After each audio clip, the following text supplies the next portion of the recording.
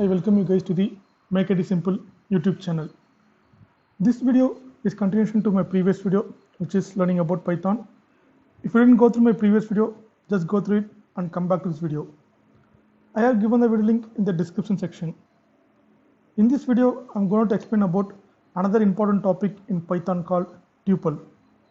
Tuples are similar to list, so we can use them to store the list of items. But unlike list, we cannot modify them. We cannot add new items or remove the existing items. In simple words, I can say tuples are immutable. We cannot mutate or change them.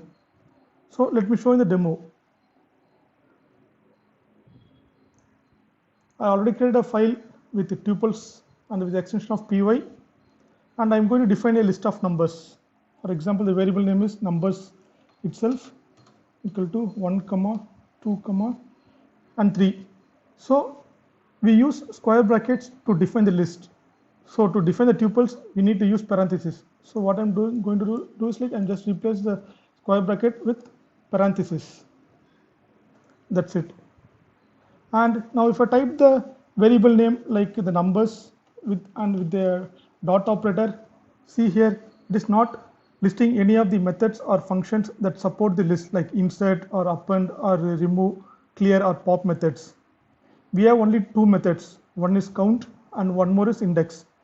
We use count to count the number of occurrence of an item and also index to find the index of first occurrence of the item. So we only get the information about the tuple, we can't change it. By the way, the other methods like with the two underscores, right, are referred to as like kind of magic methods.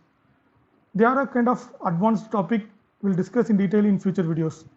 So similar to list, we can access the individual items using square brackets. For example, like this numbers of 0. If I want to print it in terminal means, just make use of print and I'll just print it over here. Let's see. So the value is getting printed. But if you try to change the first item, change this item over here means it will throw an error. Let's see, numbers of the first index equal to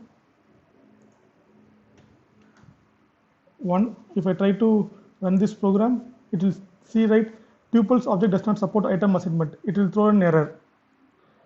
So we cannot change or mutate tuples. Simply they are immutable.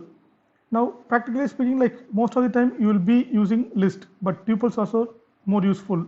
If you want to create a kind of list of items and make sure nowhere in a program that cannot be accidentally modified, means it is better to go with tuples.